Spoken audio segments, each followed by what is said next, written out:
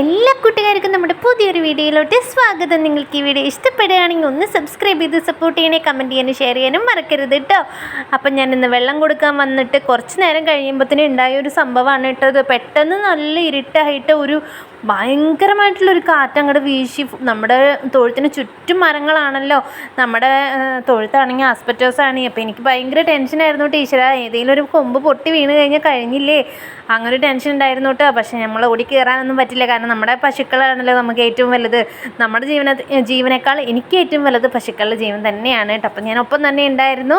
അപ്പം നിങ്ങളെല്ലാവരും സേഫായിട്ട് ഇരിക്കുക, ആരും ഓടിപ്പോയിട്ട് പുറത്തേക്കൊന്നും ഇറങ്ങാൻ നിൽക്കണ്ട കേട്ടോ, കാരണം നല്ല ഇടിമിന്നലും മഴയൊക്കെ തുടങ്ങിയിട്ടുണ്ട്. അപ്പം നമ്മുടെ കള്ളിപ്പെണ്ണിതാ ഒറ്റയ്ക്ക് തീറ്റ എടുക്കാൻ തുടങ്ങിയിട്ടുണ്ട് കേട്ടോ. അപ്പോൾ ഞാൻ പറഞ്ഞില്ലേ, ഒരു ദിവസത്തെ ഒരു പ്രയത്നം മാത്രമേ ഉള്ളൂ ഇതെന്ന്. പിറ്റേ ദിവസം മുതൽ അവൾ ശരിക്കും തീറ്റ എടുത്ത് തുടങ്ങും കേട്ടോ. നമ്മൾ ബുദ്ധിമുട്ടോ ഒന്നും ചെയ്യേണ്ട, അവർ തന്നെത്താൻ വെള്ളം കുടിച്ചോളും. നമുക്ക് തീറ്റ കുഴച്ച് കൊടുക്കുകയെന്ന് വെച്ചിട്ടുണ്ടെങ്കിൽ നമുക്ക് ശാശ്വതമല്ല, കാരണം നമ്മുടെ തീറ്റയായിട്ട് യോജിച്ച് പോകണം. അത് നമ്മൾ തീറ്റ കൊടുത്താലും വെറുതെ നമ്മൾ തീറ്റ മാത്രം ഇട്ട് കൊടുത്താലും ഇവൾ തീറ്റ നോക്കുന്നേ ഉണ്ടായിരുന്നില്ല കേട്ടോ. നമ്മളിപ്പോൾ തീറ്റ ഒരു വട്ടകയിൽ ഇട്ട് കൊടുത്ത് നമ്മൾ മാറി നിന്നാലും അവൾ തൊടേയില്ല. അങ്ങനത്തെ ഒരു ക്യാരക്ടറുള്ള പശുവായിരുന്നു അത്. അത് ചെറുപ്പം മുതലേ ഇവൾക്ക് തീറ്റ കൊടുത്തിട്ടില്ല. അതുകൊണ്ടാണ് ഇത്ര പറയാം, പലരും പല ടൈപ്പാണല്ലോ, എല്ലാവരും തീറ്റ കൊടുക്കണം എന്നില്ല നമ്മളെപ്പോലെയല്ലോ. അപ്പോൾ അവർക്ക് തീറ്റ കൊടുക്കാൻ താല്പര്യം ഉണ്ടായിരിക്കില്ല. ചിലപ്പോൾ വെറുതെ ഒരു നേരം പോക്കിന് വെറുതെ പശുക്കളിനെ പാടത്ത് കൊണ്ടിട്ട് വൈകുന്നേരം കൊണ്ടുവരുന്ന ആൾക്കാരൊക്കെ ആയിരിക്കട്ടെ അവർ. അപ്പോൾ നമ്മുടെ സുന്ദരി മോൾ ഒറ്റയ്ക്ക് തീറ്റ എടുത്ത് തുടങ്ങിയിട്ടുണ്ട്. യാതൊരുവിധ പ്രശ്നങ്ങളും ഇല്ല. ഇപ്പോൾ ഓവറായിട്ട് പോയിട്ട് അങ്ങനെ പെട്ടെന്ന് അങ്ങോട്ട് മോന്തി കുടിക്കുകയല്ല, എന്നാൽ അവളൊന്ന് തൊട്ട് നോക്കി തുടങ്ങിയല്ലോ, അല്ലെങ്കിൽ കുറേശ്ശെ കുടിക്കണം എന്നുള്ളൊരു ചിന്ത വന്നു തുടങ്ങിയല്ലോ. അത് തന്നെയാണ് നമുക്ക് ഏറ്റവും പ്രധാനമായിട്ട് വേണ്ടത് കേട്ടോ. കാരണം നമുക്ക് എല്ലാവർക്കും ഒരുമിച്ച് വെള്ളം കൊടുക്കുമ്പോൾ ഒരാൾ മാത്രം അതിൽ വെള്ളം കുടിച്ചില്ലെങ്കിൽ നമുക്ക് ഭയങ്കര ടെൻഷനാണ് കേട്ടോ. കാരണം പിന്നെ നമ്മൾ അതിന് വേണ്ടി കുറേ നേരം സ്പെൻഡ് ചെയ്യണം.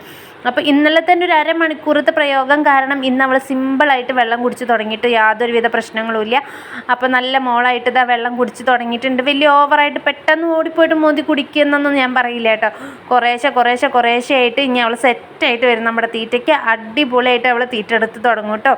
അപ്പോൾ ഇങ്ങനെ നമ്മൾ വട്ടകയിൽ വെള്ളം കുതിർത്തിയിട്ട് വെച്ചിട്ട് വെള്ളം നല്ലോണം നിറച്ചിട്ട് കൊടുക്കുകയാണ് കേട്ടോ ചെയ്യാറ്. ഒരു വട്ടകയിൽ ഫുള്ളായിട്ട് വെള്ളം നിറച്ചിട്ട് കൊടുത്തിട്ട് അവരത് മോന്തി കുടിക്കുകയാണ് പതിവ്. പുതിയ കന്നാലികൾക്ക് മാത്രമാണ് നമ്മൾക്ക് 2 ദിവസത്തെ ഒരു ബുദ്ധിമുട്ട് മാത്രമേ ഉണ്ടാവുള്ളൂ കേട്ടോ. അപ്പോൾ കുറേ പേര് പറഞ്ഞതിനോട് തീറ്റ കുതിർത്തി വെച്ച് നോക്കായിരുന്നില്ലേന്ന്. നമുക്ക് അത് കുറേ ട്രൈ ചെയ്തു കേട്ടോ. അവസാനത്തെ എൻ്റെ ഒരു ബുദ്ധിപരമായ നീക്കമെന്ന് തന്നെ പറയാം കേട്ടോ. ഇതായിരുന്നു എൻ്റെ അവസാനത്തെ ഒരു പ്രയോഗം എന്ന് പറയുന്നത്. അപ്പോൾ അത് സക്സസ് ആയി കേട്ടോ.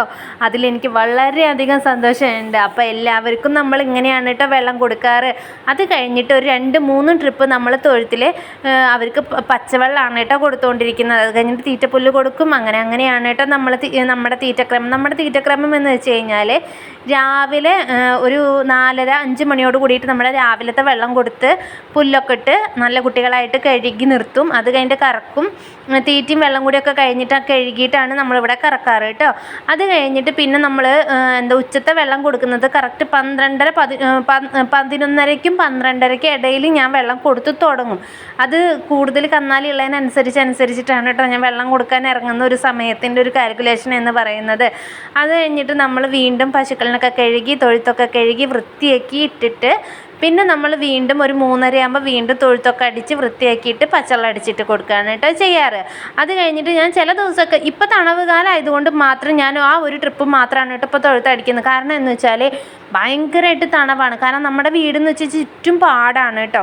അപ്പോൾ ഫുള്ള് വെള്ളത്തിൻ്റെ ഇടയിലാണല്ലോ ഇവർ കിടക്കുന്നത്. അപ്പോൾ ഓവറായിട്ട് തണുത്ത് കഴിഞ്ഞ് പശുക്കൾക്ക് പനി പിടിക്കാനൊക്കെ വളരെ സാധ്യത കൂടുതലാണല്ലോ.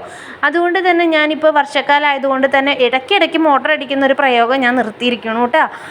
അപ്പോൾ എല്ലാവർക്കും ടാറ്റാ.